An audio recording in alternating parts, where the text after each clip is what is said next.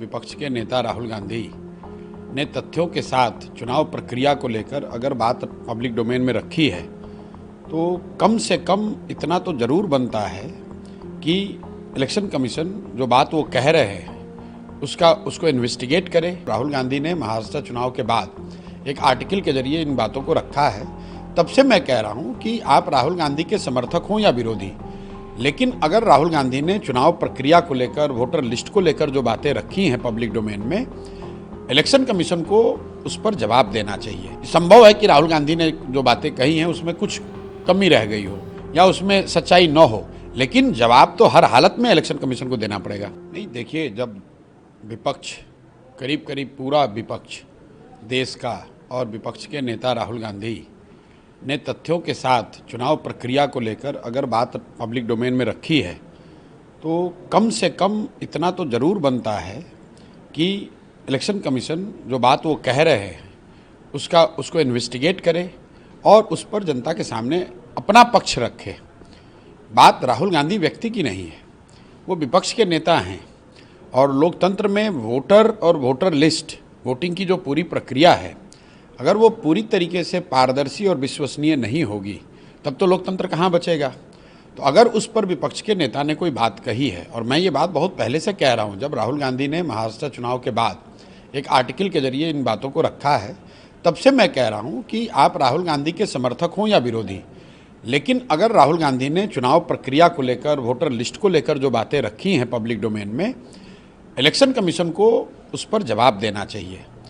Election commission को, मेरी अपनी अपेक्षा ये थी कि इलेक्शन कमीशन ये कहेगा कि ये मुद्दे इन्होंने उठाए हैं, इसकी हम लोग जांच करेंगे और उस पर जवाब देंगे, बजाय इसके कि आप उसको जांच करें, उस पर अपना पक्ष रखें। ये कहना कि ओथ के अंदर दीजिए, वो कीजिए, तो इट्स लाइक ब्रशिंग असाइड। तो अगर आप ऐसा करेंगे तो नेचुरली लोग रोड पे उतरेंगे ही उतरेंगे। सबको रिटेन भी किया गया है। वो तो देखिए, लोकतंत्र में जो होता है, आप धरना प्रदर्शन करेंगे, कहीं पुलिस अपना जो काम कर रही है वो कर सकती है। जहाँ तक मैंने अभी देखा है कि वो लोग शांतिपूर्वक मार्च कर रहे थे, उसको पुलिस ने रोका है। वहाँ की क्या स्थिति है मुझे मालूम नहीं है। विषय मार्च नहीं है, विषय ये है कि जब वोटर लिस्ट को लेकर, वोटिंग की प्रक्रिया को लेकर इतने बड़े पैमाने पर कोई बात रखी गई है तो इलेक्शन कमीशन को उसका जवाब देना चाहिए। उसके पास क्या ऑप्शन बचता है? वो तो इलेक्शन कमीशन एफिडेविट मांगता है। नहीं, ऑप्शन तो लोकतंत्र में ऑप्शन कभी बंद नहीं होते हैं। विपक्ष या जो लोग भी समझते हैं कि गलती हो रही है वो आवाज़ उठाते रहेंगे।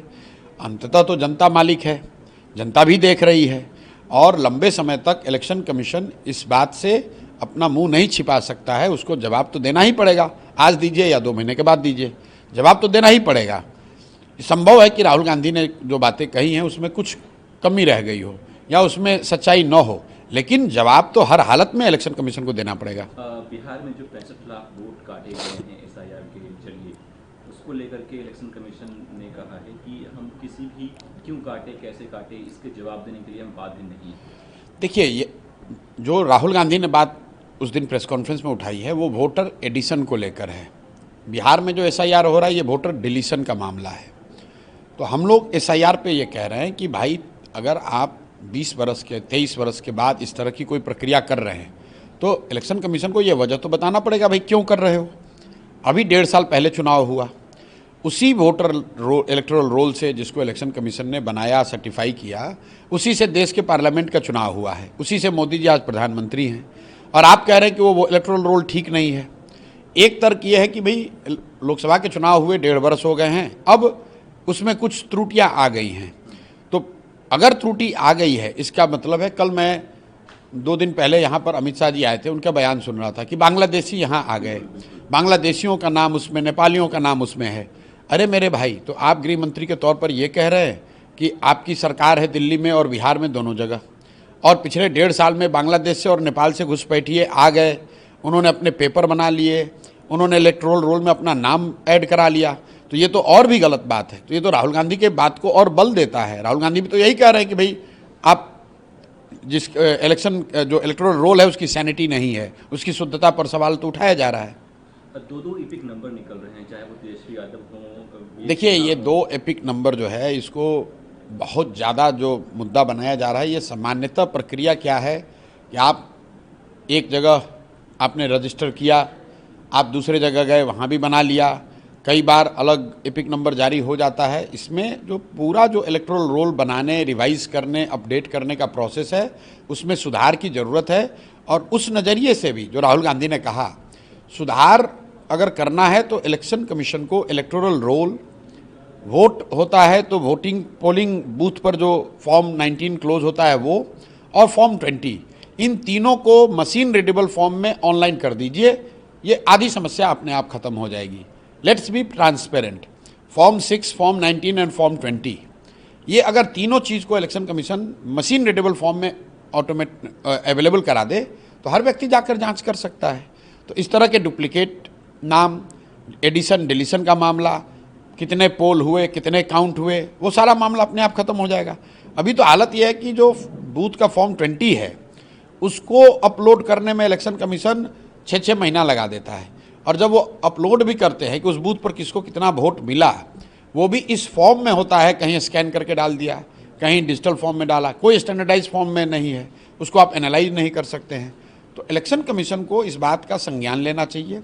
फॉर्म 6, फॉर्म 19 और फॉर्म 20, इन तीनों फॉर्म के डेटा को लिटरली रियल टाइम बेसिस पर अगर मशीन रीडेबल फॉर्म में अपलोड कर दिया जाए तो उससे बहुत तरह की परेशानियों से बचा जा सकता है। राहुल गांधी ने कहा कि हम कोर्ट में नहीं जाएंगे, मैं एक सांसद हूं और मेरे शब्द ही मेरे वचन हैं, ऐसे में मैं जनता के बीच में जाऊंगा और 75। देखिए, अब राहुल गांधी ने क्या कहा, वो राजनीतिक तौर पर इस मामले को कैसे आगे बढ़ाना चाहते हैं, ये हमारा विषय नहीं है।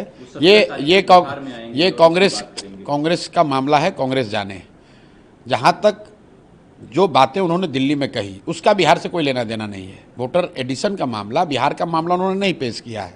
बिहार में जो SIR है ये वोटर डिलीशन का मामला है, दोनों को मिक्स मत कीजिए, दोनों अलग अलग मामला है। वो कह रहे हैं कि दोनों में ही गड़बड़ियां हो रही हैं। संभव है, लेकिन उन्होंने जो प्रेस कॉन्फ्रेंस में जो बात कही, जिस कर्नाटक के कंस्टिट्यूंसी की बात कही, वो वोटर एडिशन का मामला है। उसके 5 अलग अलग पहलू उन्होंने बताए, उस पर इलेक्शन कमीशन को जवाब देना चाहिए। बिहार में जो SIR हो रहा है ये अलग मसला है, इस पर इलेक्शन कमीशन को बताना चाहिए भाई आप 65 लाख नाम क्यों काट रहे हैं, और जिनका काट रहे हैं उसका क्या आधार है, उनको अपील करने की क्या आपने अपॉर्चुनिटी दी है। ये दोनों अलग मामले हैं, दोनों इलेक्टोरल रोल से जुड़ा हुआ है, दोनों वोटिंग की प्रक्रिया से जुड़ा है, लेकिन मामले दोनों अलग अलग हैं। अभी कुछ दिन पहले ऑपरेशन सिंदूर हुआ, हमने देखा किस तरीके से भारतीय सेना ने आपने अपना पराक्रम दिखाया। अब लेकिन पाकिस्तानी सेना प्रमुख जनरल मुनीर की तरफ से बयान आया है सिंधु ट्रीटी को लेकर के, अगर ये इंडिया इसको कुछ करता है तो हमारे पास मिसाइलें हैं। देखिए, ऐसा है, ये जो फॉरेन पॉलिसी, राष्ट्रीय सुरक्षा, ये जो मामले हैं उसके लिए देश की पार्लियामेंट है, देश की जनता ने सरकार और पक्ष विपक्ष दोनों चुनकर बैठाया हुआ है। जब जैसी स्थिति होगी, दे आर कैपेबल, उन पर जनता का विश्वास है, जनता ने उनको वहाँ इसी काम के लिए बैठाया है, they will respond to it. अब ऑपरेशन सिंदूर हो गया, जो सफलता मिलनी थी वो मिल गई। अब उसी मामले को रोज़ रोज़ घुमाते रहने का कोई फ़ायदा नहीं है। और ख़ास करके बिहार में जहाँ पर चुनाव है, बिहार में विधानसभा का चुनाव है, ये भारत पाकिस्तान का मुकाबला नहीं हो रहा है। बिहार में विधानसभा का चुनाव है, बिहार में लोग अपने लिए विधानसभा के सदस्यों का चुनाव करेंगे, जिनकी जिम्मेवारी है यहाँ की स्वास्थ्य, यहाँ की शिक्षा, यहाँ रोजगार, यहाँ की तरक्की, यहाँ भ्रष्टाचार, ये मामले हैं। ऑपरेशन सिंदूर में क्या हुआ, ट्रंप ने कितना टैरिफ लगाया, नहीं लगाया, उसमें उसके लिए कौन जिम्मेवार है, इसका सीधा सरोकार बिहार के चुनाव से, बिहार के इलेक्शन प्रोसेस से ना है, ना होना चाहिए।